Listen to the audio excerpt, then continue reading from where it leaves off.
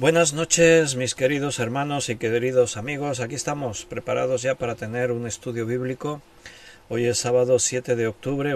Cómo vamos sumando días uno detrás de otro y el tiempo avanza muy rápido. Estamos fuera de la hora habitual, como está pasando estos días, ya que estamos en un encuentro con pastores y líderes. Estamos preparando un evento para el año que viene, el Inspiration Time, y es un tiempo pues para tratar con el liderazgo en la iglesia. Hoy ha sido un día completo, por la mañana, por la tarde, pues hasta ahora que acabamos de llegar a casa. Y bueno, mañana nos queda un poquito más en la clausura ya de este tiempo. Así que es posible que mañana también esté fuera de hora, pero bueno, ya vamos a ir viendo sobre la marcha. Hoy vamos a estudiar personajes de la Biblia, como habéis visto en el encabezado. Estos días hoy tocaría historia de la iglesia, pero como vamos un poco así con los horarios extraños, me voy a centrar solo en esta serie, personajes de la historia, y ya cuando salimos de estos 3 días ya volvemos a la normalidad. Vamos a hacer una oración y pedimos al Señor su dirección y nos ponemos con el estudio. Señor, muchas gracias por esta oportunidad que nos das de compartir tu palabra. Gracias, Señor, porque tú nos hablas cada día y no es para decirnos cualquier cosa, sino cosas importantes. Hablas a nuestra vida porque tienes un mensaje y tienes palabras de consuelo, de amor, de reprensión, de enseñanza, de corrección. Tú nos hablas de múltiples formas. Y esta noche venimos ante ti ya con esa disposición de escuchar lo que tengas que decirnos. Háblanos y guíanos, Señor. Queremos escuchar tu voz. Guíanos en todo lo que podamos hablar y decir, y que el Espíritu Santo sea quien esté enseñándonos y dándonos sabiduría. Gracias por todos mis hermanos, bendícelos. Te lo pedimos en el nombre de Jesús. Amén. Pues bienvenidos, aquí estamos en una hora inusual, más tarde de lo común, porque estamos estos días, viernes, sábado, domingo, con un congreso, un evento que se llama Refreshment Time.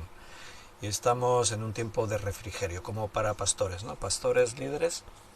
Esta mañana di un taller para líderes y esta tarde he predicado a los hermanos. También ha habido otros pastores que han predicado y estamos siendo bendecidos con la alabanza, con la predicación. Y ahora volvemos a la palabra de Dios, personajes de la Biblia, y comenzamos un personaje nuevo porque estuvimos estudiando en estos días pasados María, la hermana de Moisés, y hoy vamos a ver uno de los jueces de Israel. Hemos visto ya algún juez de Israel, como Sansón, por ejemplo. No sé si os podéis imaginar el juez sobre el que vamos a estar estudiando 2 o 3 estudios, viendo su vida. Bueno, a ver si alguien se lo imagina o lo adivina, pero mientras ya vais preparándoos, hemos orado, hemos hecho la introducción. Déjame que mire un momentito en el chat en directo, porque a pesar de estar en una hora fuera de lo común, ya hay un grupo de hermanos, no solo que están conectados, sino que algunos han escrito en el chat en directo. Y tengo por aquí el primero en escribir, Benito. Buenas noches a todos mis hermanos. Beatriz dice: buenas noches, querido pastor y queridos hermanos, que la gracia y la paz del Señor Dios y del Señor Jesús sea con todos nosotros. Amén. Un abrazo. Ahí está Ana Rita, muchas bendiciones para todos.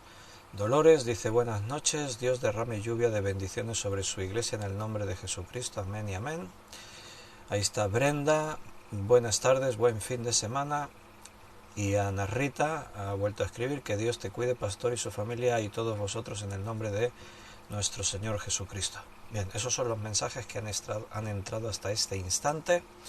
Vamos a estudiar acerca de Gedeón. Gedeón es uno de los jueces de Israel y creo que es uno de los personajes especiales de la Biblia. No hay una gran parte de la escritura que hable de él. Así como en Génesis tienes muchos capítulos que hablan de Abraham, muchos capítulos que hablan de Jacob, muchos capítulos que hablan de Moisés, muchos capítulos que hablan así de algunos personajes, ¿no?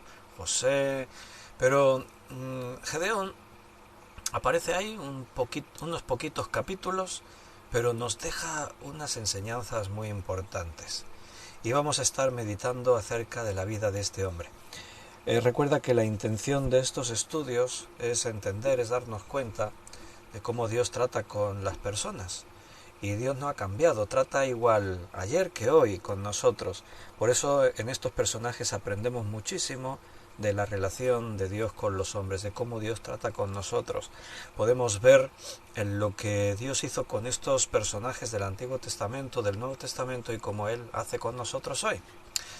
Entonces, cuando decimos que Gedeón fue un juez de Israel, ¿qué te sugiere la palabra juez? Bueno, a nuestra mente viene inmediatamente la figura de un personaje que tiene que ver con un tribunal que está ahí para juzgar a los hombres, para hacer que las leyes se cumplan, ¿verdad? O sea, es un integrante principal en un estrado y tiene una jurisdicción definida dentro del sistema legal. Eso aquí en España y en la mayoría de los países de los hermanos que estáis escuchando o vais a ver este estudio. Entonces, pues incluso tú puedes imaginar un poco la figura del juez. El juez se pone una toga cuando ejerce de juez.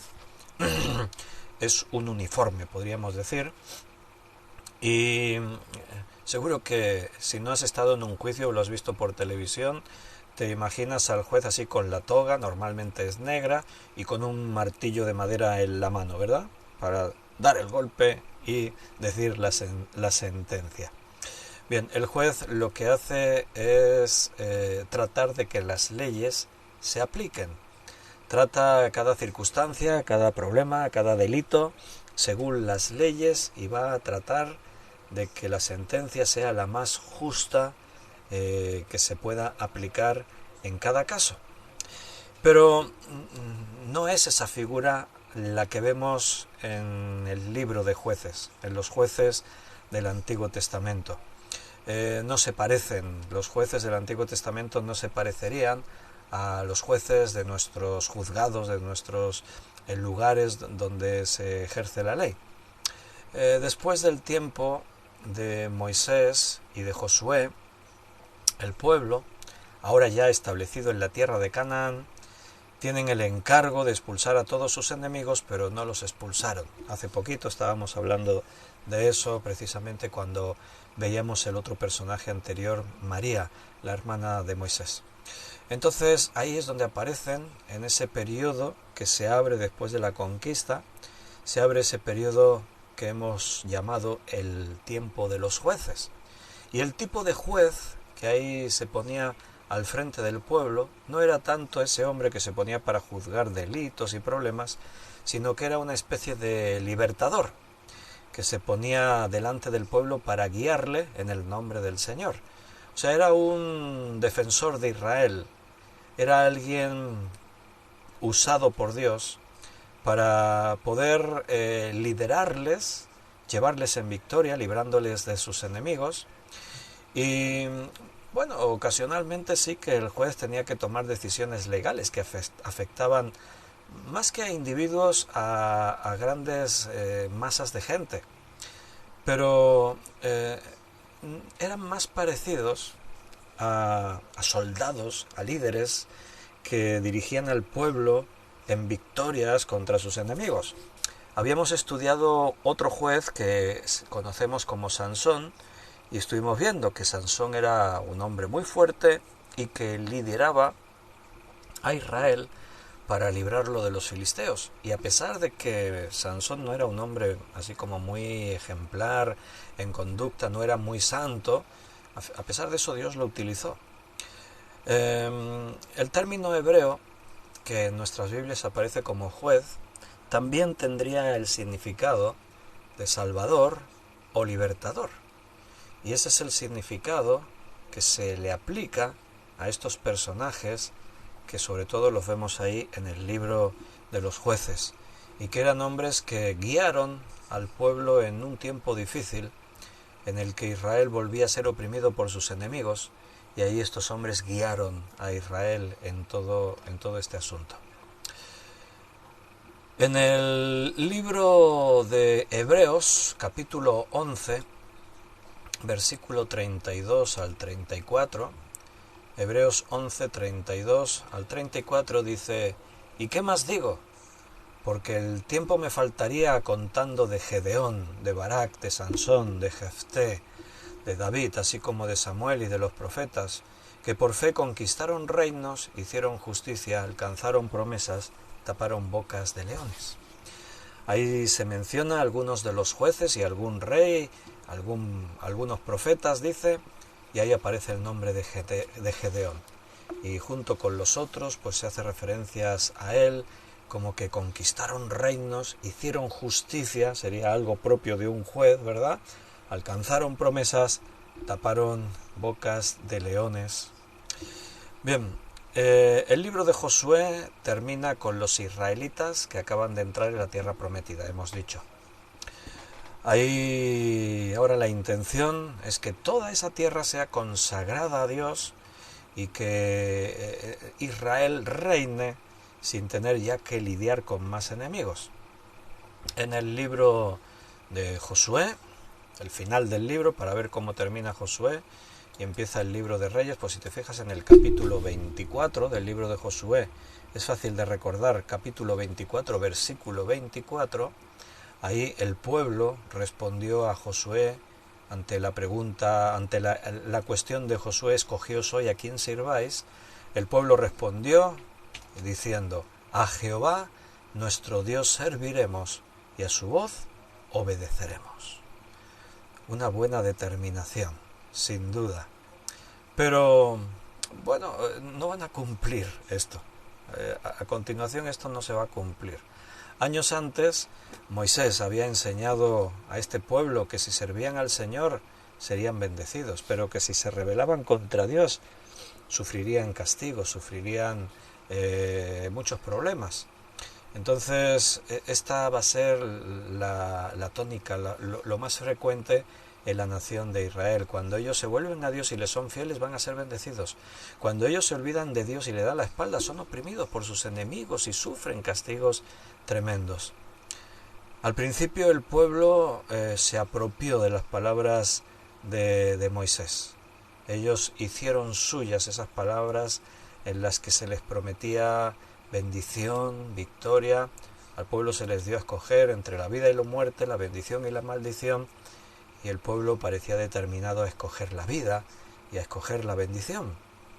En Jueces 2:7 dice: y el pueblo había servido a Jehová todo el tiempo de Josué y todo el tiempo de los ancianos que sobrevivieron a Josué, los cuales habían visto todas las grandes obras que él había hecho por Israel. Así que durante todo este tiempo en el que vivió Josué, las cosas fueron bastante bien. Precisamente el periodo de los jueces se caracteriza porque mientras hay un juez al frente, mientras Israel tiene un líder, alguien dispuesto a obedecer y servir a Dios, las cosas van bien. Murió Josué y empezaron a aparecer los problemas. El pueblo no cumplió con el mandamiento de expulsar a todos sus enemigos. Toda esta generación del tiempo de Josué sirvió al Señor fielmente. Así lo dice ahí, Jueces 2:7. Pero poco a poco esta generación fue muriendo, fue surgiendo una nueva generación que cometió el máximo agravio contra Dios cuando empezaron a adorar ídolos de los cananeos, dioses paganos, dioses extraños. ¿Os acordáis? Hace poco estábamos viendo esto, ¿no? Que el pueblo pues no fue fiel en cumplir los mandamientos que el Señor le mandó, de que no tuviesen dioses ajenos. Y todo comenzó porque ellos no cumplieron el mandamiento de expulsar a todos los cananeos de la tierra. Les dejaron vivir. Y poco a poco la idolatría y el pecado y la maldad se fue introduciendo profundamente en la nación de Israel. Una gran lección y enseñanza para nosotros. Si tú le das oportunidad al enemigo, el enemigo será despiadado. El enemigo no va a tener ninguna piedad de ti, no va a tener ningún tipo de consideración. Él se va a lanzar a destruirte, a hacer todo lo que pueda para impedir que Dios haga su obra en tu vida. Por eso la palabra de Dios nos advierte y lo deja todo muy serio, de que tenemos que ser muy celosos de rechazar el pecado y de tratar de vivir obedeciendo a Dios en todas las cosas. Los israelitas van a ser constantemente tentados por la idolatría y por la inmoralidad de sus vecinos paganos. Si miras aquí en el libro de Jueces capítulo 1, versículo 28, Jueces 1, 28 dice: pero cuando Israel se sintió fuerte, hizo al cananeo tributario, mas no lo arrojó. Ahí empieza el problema. Ellos pensaron que si dejamos a nuestros enemigos ahí viviendo con nosotros, como nosotros hemos vencido, les obligaremos a pagar impuestos. Les obligaremos a que nos den dinero. Pero ahora mira cómo comienza el capítulo 2 del libro de Jueces. Jueces 2, 1 al 5. El ángel de Jehová subió de Gilgal a Boquim y dijo: yo os saqué de Egipto y os introduje en la tierra de la cual había jurado a vuestros padres, diciendo: no invalidaré jamás mi pacto con vosotros, con tal que vosotros no hagáis pacto con los moradores de esta tierra, cuyos altares habéis de derribar. Mas vosotros no habéis atendido mi voz. ¿Por qué habéis hecho esto? Por tanto yo también digo: no los echaré de delante de vosotros, sino que serán azotes para vuestros costados, y sus dioses os serán tropezadero.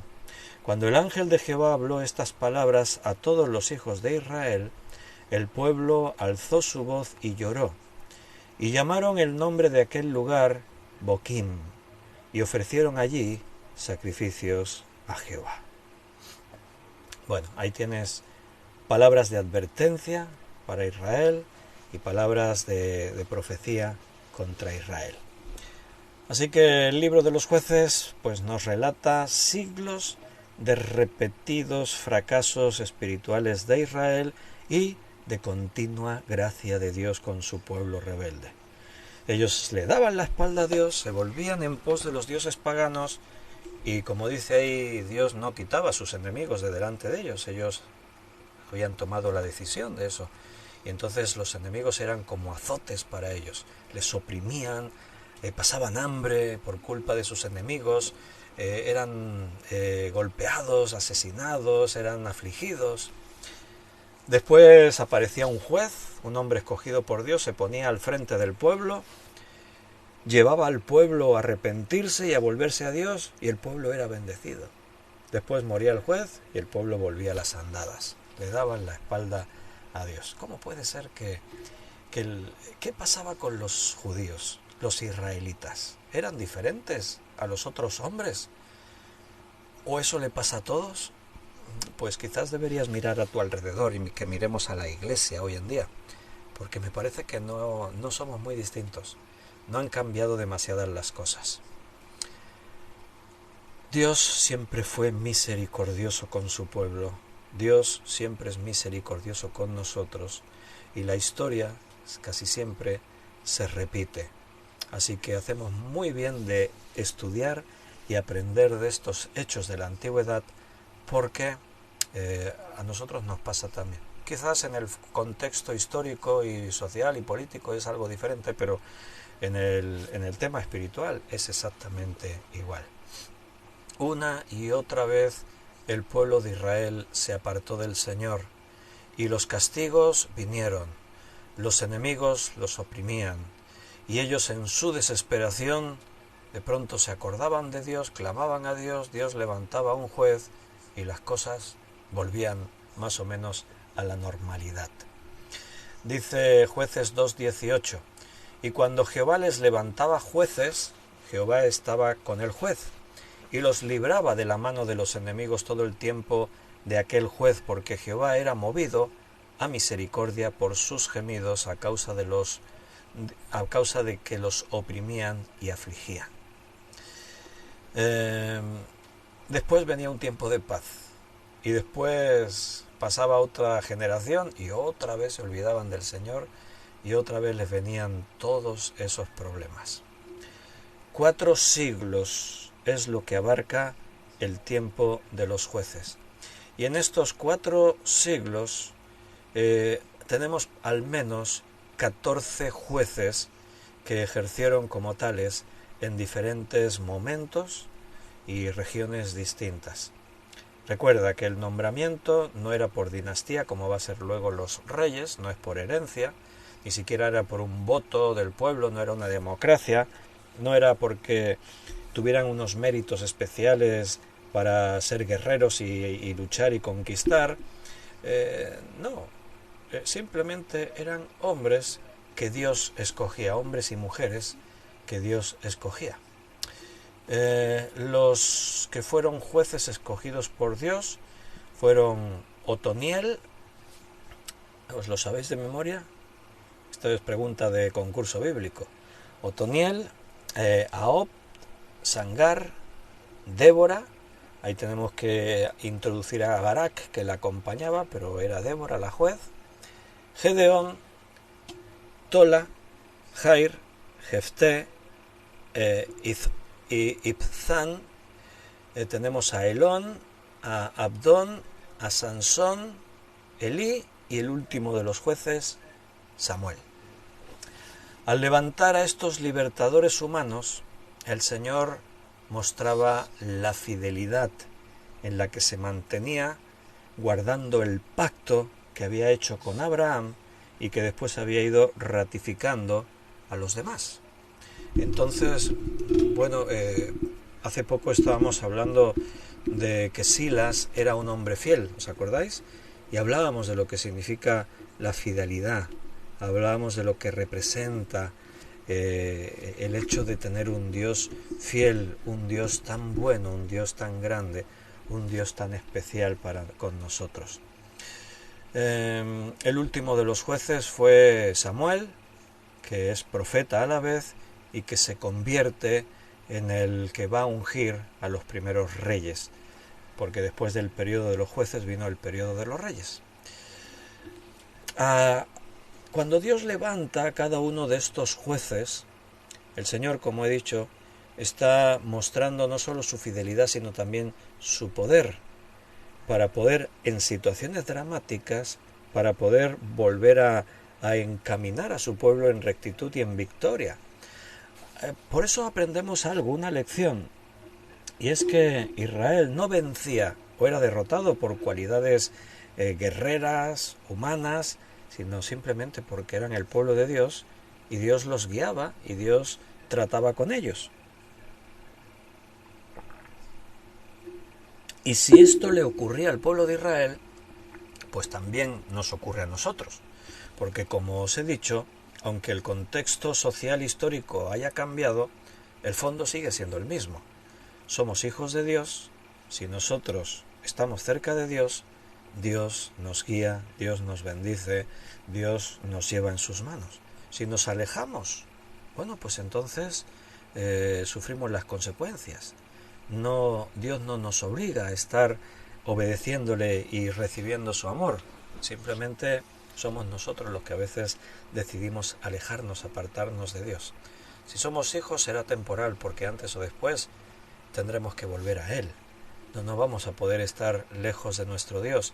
Además, Dios nos disciplinará y tratará con nosotros para hacernos volver. Dice en Jueces 21-25: en estos días no había rey en Israel y cada uno hacía lo que bien le parecía. Estos son los versículos finales, de hecho este es el versículo final del libro de los jueces, y nos muestra que había mucha confusión espiritual, que cuando no había liderazgo, si no había liderazgo, cada uno hacía lo que bien le parecía. Y así no se puede vivir una vida, y mucho menos si eres cristiano. En la historia de Israel ningún grupo de siervos que sirvieron a Dios, ninguno es más peculiar que todos estos jueces que aparecen en este periodo, porque era una situación realmente confusa, caótica, era una situación que provocó una serie de historias tremendas, increíbles, que nos han quedado aquí escritas en la Biblia para nosotros. Y cada uno de estos personajes tenían sus propias peculiaridades y se convirtieron en una fuente inagotable de enseñanzas, algunos de ellos para la escuela dominical, para las predicaciones, para los jóvenes, y en cualquier caso es la palabra de Dios y por eso estamos estudiándola y aprendiendo acerca de ella. Gedeón es uno de los que aparecen en escena y que no eran perfectos de todo. Así como estuvimos estudiando a Sansón y vimos que no era perfecto, Gedeón tampoco era uno de los más perfectos, pero eran hombres a los que Dios usó porque tenían algo, evidentemente. ¿Qué es lo que tiene un hombre, una mujer, para que Dios pueda usarlo? Bien, pues vamos a hablar un poquito de Gedeón y para eso tenemos que irnos al libro de Jueces, capítulo 6. Aquí comienza el relato de este hombre, un hombre que tenía fe, pero además de fe, era un hombre con temores, con miedos. Y en algún caso, pues los temores que él tenía provocaron pues que necesitó pruebas. Necesitó que Dios le mostrase que realmente Él estaba con él, que Él iba a obrar. No siempre tendría que ocurrir eso con nosotros. A veces podemos, ya vamos a ir estudiando y viendo un poco, ¿no? Y a veces podría pasar que de pronto nos quedamos ahí diciendo, ay Señor, necesito una prueba. Ya responderemos a esta pregunta. ¿Podemos pedirle pruebas a Dios? Hombre, sería algo muy bueno, ¿no? Que podamos estar ahí, Señor, necesito... Pero no es la forma habitual en la que Dios obra. Dios no suele obrar de esta manera y pedir una prueba quizás podría ser como en el caso de Gedeón, que Dios te la responda, pero también podría convertirse, como en otra ocasión dice por ahí, que se convierta en una especie de tentación a Dios.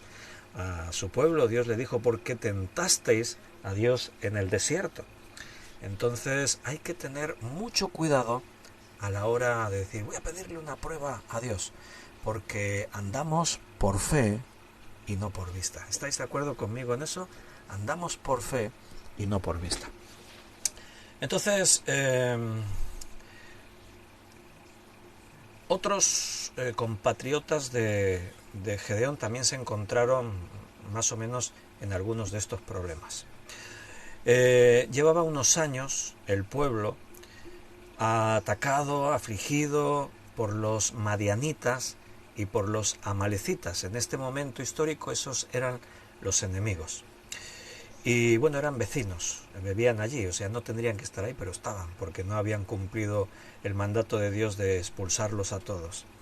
Y de vez en cuando, pues los madianitas y los amalecitas venían y arrasaban la tierra de Israel. Destruían sus cosechas, robaban su ganado, y los judíos estaban cansados. Dice ahí el texto que se escondían en cuevas, en las montañas. Tenían que esconder la comida para que no se la quitasen sus enemigos. Pasaban hambre. Y en ese momento clamaron a Dios pidiendo ayuda. Mira, si leemos los primeros versículos de este capítulo 6 de Jueces, dice, los hijos de Israel hicieron lo malo ante los ojos de Jehová. Y Jehová los entregó en manos de Madián por 7 años. 7 años llevaban así. Y la mano de Madián prevaleció contra Israel, y los hijos de Israel, por causa de los madianitas, se hicieron cuevas en los montes y cavernas y lugares fortificados. Por ahí andaban escondiéndose, fíjate, qué cosa tan extraña.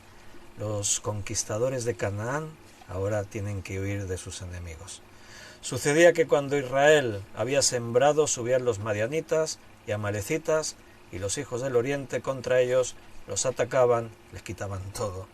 Y acampando contra ellos destruían los frutos de la tierra hasta llegar a Gaza, y no dejaban de comer en Israel ni ovejas, ni bueyes, ni asnos, porque subían ellos y sus ganados, y venían con sus tiendas en grande multitud como langostas, y ellos y sus camellos eran innumerables, dice, así venían a la tierra para devastarla, y empobrecían a Israel en gran manera.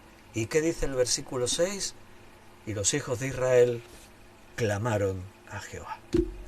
¿Y por qué no vivían obedeciéndole en rectitud siempre? Se evitarían todo esto, pero no. Solo se acordaban de Dios cuando ya la situación era insostenible.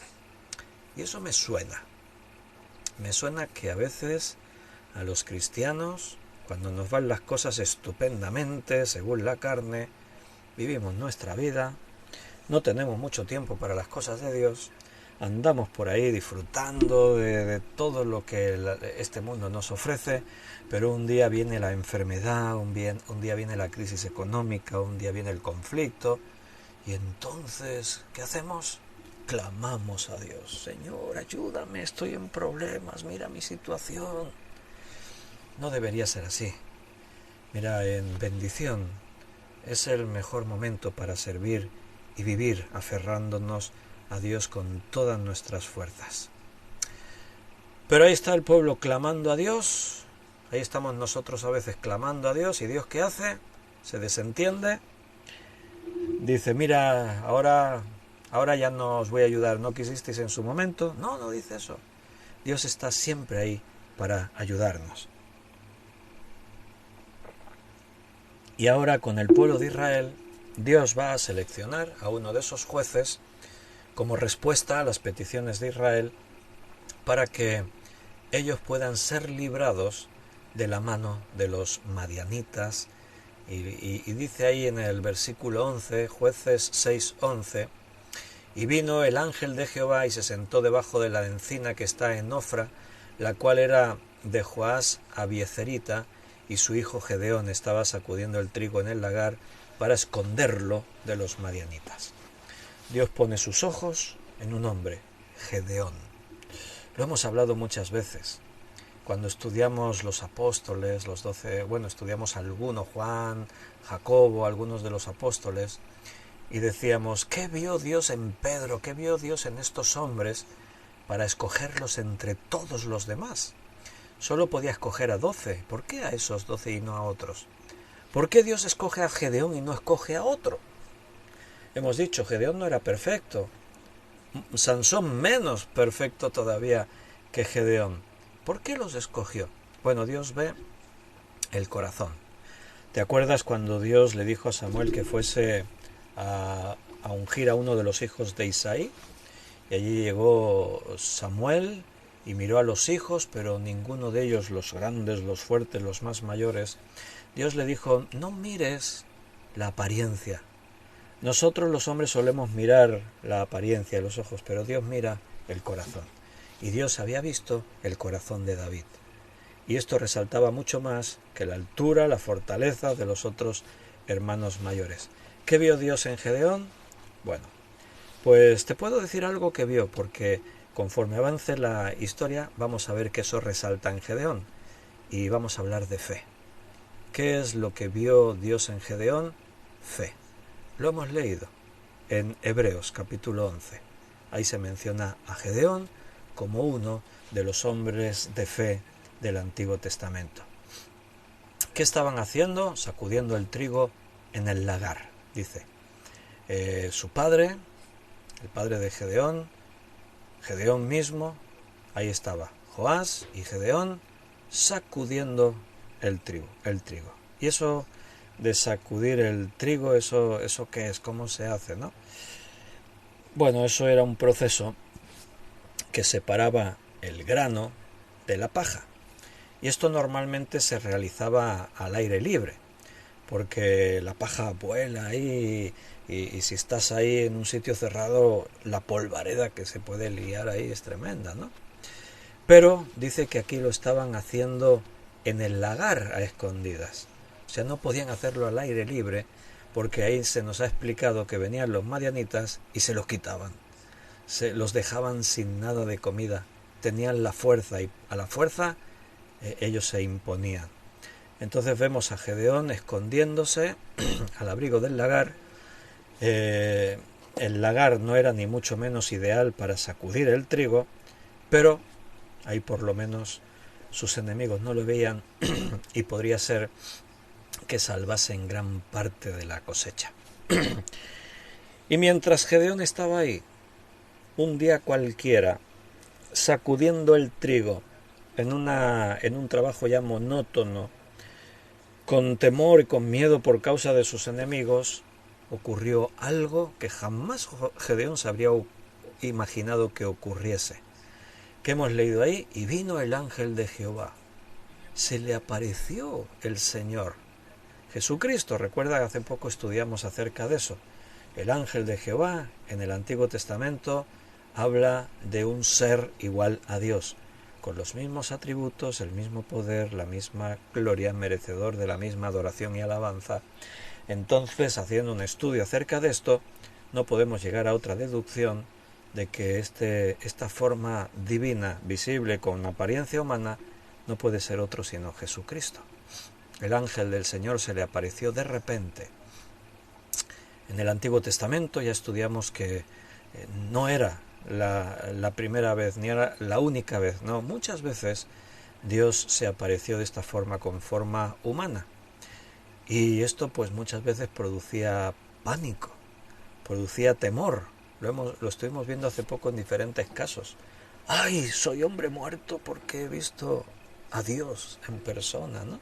Ellos eran conscientes que ese ser que se les manifestaba era Dios. ¿Qué pasó con Gedeón? En algunos casos, el ángel de Jehová se manifestó, y aquel que vio al ángel de Jehová pues cayó en un profundo sueño, tuvo una revelación por sueño. En otros casos pues sintieron, como hemos dicho, un gran temor. Pero en este caso, Gedeón lo que hace es mantener una conversación con el ángel de Jehová, así como muy normal, muy natural. Mira, podemos leer un poco, versículo 12. Y el ángel de Jehová se le apareció y le dijo: Jehová está contigo, varón esforzado y valiente. Y mira la reacción de Gedeón: ah, Señor mío, si Jehová está con nosotros, ¿por qué nos han sobrevenido todo esto? ¿Y dónde están todas sus maravillas que nuestros padres nos han contado, diciendo: no nos sacó Jehová de Egipto, y ahora Jehová nos ha desamparado y nos ha entregado en mano de los madianitas? Y mirándole Jehová le dijo: ve con esta tu fuerza y salvarás a Israel de las manos de los madianitas. ¿No te envío yo? Entonces le respondió: ah, Señor mío, ¿con qué salvaré yo a Israel? He aquí que mi familia es pobre en Manasés y yo soy el menor de la casa de mi padre. ¿Te das cuenta? Se establece ahí una conversación así como muy natural, sin más. ¿Por qué? Pues mira, nos podemos plantear algunas cosas. Quizás de pronto Gedeón no era consciente de con quién estaba hablando. El relato nos lo identifica sin ninguna duda: el ángel de Jehová, pero después ya notas, ¿no? Y Jehová le dijo, y Jehová le habló, y o sea, es Dios mostrado a Gedeón como un hombre. Pero Gedeón no se sorprendió. Escuchó: Jehová está contigo, varón esforzado, valiente. Y Gedeón pues le responde así como muy normal, y quizás fue que Gedeón no había tomado conciencia de con quién estaba hablando. Él dice, ¿te das cuenta lo que dice versículo 13? Si Jehová está con nosotros, ¿por qué nos ha sobrevenido esto? O sea, él pregunta ahora, ¿dónde están todas sus maravillas que nos han contado nuestros antepasados? ¿No nos sacó Jehová de Egipto? Y ahora Jehová nos ha desamparado y nos ha entregado en manos de los madianitas. O sea, Gedeón es como que no está entendiendo, no está asimilando, no quiere aceptar que aquel con quien está hablando es Dios. Tiene como un sentido de que Dios nos ha abandonado. Dios no está con nosotros. Lo tienes delante tuyo, está hablando contigo cara a cara. ¿Cómo puedes decir que Dios te ha abandonado? Pero él está ahí planteando estas dudas. No está reconociendo a Dios, que lo tiene delante suyo. Si Jehová está con nosotros, ¿por qué nos ha sobrevenido todo esto? ¿Dónde están esas maravillas? ¿No nos sacó Jehová de Egipto? pero ahora Dios nos ha desamparado. Hay dudas en Gedeón, hay incertidumbre, incredulidad, hay ese desconcierto de que uno siente cuando piensa que Dios se fue y Dios te abandonó. Y Gedeón, bueno, movido por la duda, quiere respuestas, quiere pruebas. Él plantea esto: Señor mío, ¿con qué salvaré yo a Israel? ¿Qué puedo hacer yo para salvar a Israel? He aquí mi familia es pobre en Manasés, yo soy el menor de la casa de mi padre. Bueno, la fe y la fortaleza eran cualidades que Gedeón no tenía, de momento. De momento no se le ve fe, no se le ve una valentía especial, no se ve como muy capacitado, ¿verdad?, para la obra a la que Dios le está llamando. Pero, ¿cómo lo llamó el ángel? ¿Lo hemos leído? Versículo 12. ¿Cómo le ha llamado el ángel a Gedeón? Varón esforzado y valiente. Acabamos de ver que muy valiente no es, que tampoco se está esforzando mucho. Entonces, vaya, creo, si no me equivoco, que Dios está viendo algo que nosotros no vemos. Y volvemos a lo de antes. Nosotros vemos lo que está delante de nuestros ojos, Dios ve el corazón. Cuando el Señor lo llama valiente, está viendo más allá de lo que Gedeón es ahora en este instante. ¿Recuerdas que Dios ya sabe todo, el futuro? Dios sabe que tú ibas a creer, Dios sabe lo que estarás haciendo dentro de un año, Dios lo sabe todo. Por eso Dios nos puede llamar con un nombre nuevo y puede ver en nosotros cosas que a lo mejor nosotros no vemos. En ese instante, Dios sabía que Gedeón se iba a convertir en un líder capaz de derrotar a un ejército poderosísimo de los madianitas. Y aquí Dios se lo anuncia: yo estaré contigo, dice versículo 16, y derrotarás a los madianitas como a un solo hombre. Y por ese motivo Dios le puede decir varón esforzado y valiente, porque Dios ve más allá de lo que nosotros vemos hoy. O sea, Dios te conoció antes de que nacieses. Antes de que fueses concebido en el vientre de tu madre, Dios ya pensó en ti. Dios sabe lo que tú vas a ser. Nosotros no. Para nosotros el futuro es totalmente incierto. Y esto no nos tiene que condicionar. Bueno, como Dios ya sabe lo que voy a hacer, pues ya voy a vivir como... da igual, ¿no? No, debes vivir como tú te propongas, porque lo que tú te propones es lo que determinará tu futuro. Y Dios sabe lo que vas a decidir hoy. Decidas blanco o negro, el camino de la derecha o de la izquierda, arriba o abajo. Lo que tú decidas, Dios ya lo sabe, pero tú tienes que decidirlo.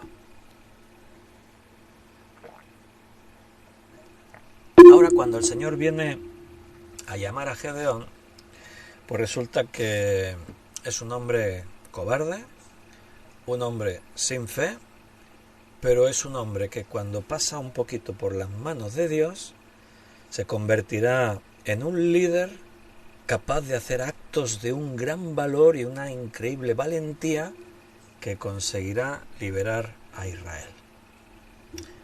Por eso, hermano, no importa lo que tú veas cuando te miras al espejo.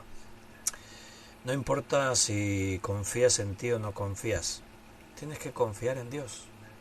Y tienes que dejar que sea Dios quien te dé forma, el que moldee tu vida. El Señor tuvo que insistirle en su misericordia.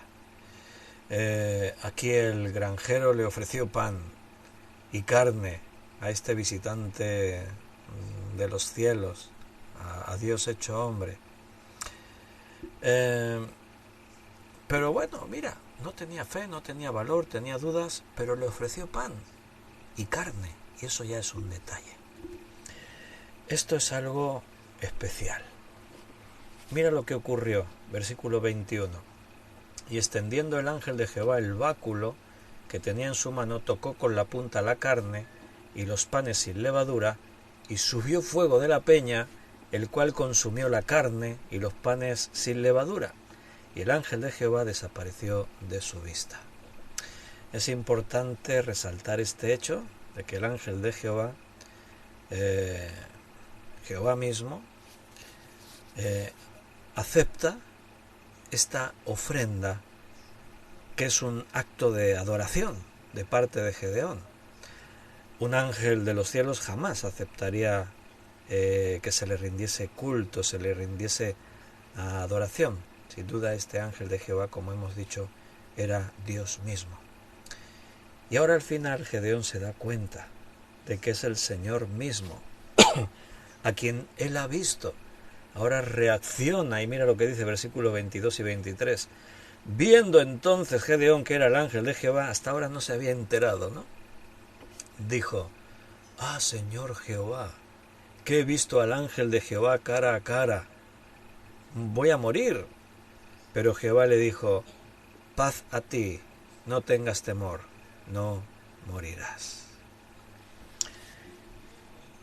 El ángel de Jehová, Jesucristo preencarnado, aún no ha nacido de mujer, no tiene un cuerpo de carne, pero se va a mostrar con apariencia humana, con un cuerpo como de carne. Dios, nuestro Dios, es un Dios en tres personas: Padre, Hijo, Espíritu Santo, y de los tres, Cristo es el que siempre ha tomado forma corporal para manifestarse a nosotros. Ahora Dios le está pidiendo a Gedeón que realice una estrategia para vencer a los enemigos. ¿Qué hará Gedeón? Obedecerá a Dios contra toda lógica, porque Dios a veces nos pide cosas que van contra toda lógica. Bueno, Gedeón va a obedecer. Al final va a decir: bueno, está bien, voy a obedecerte. Dice en el versículo 27: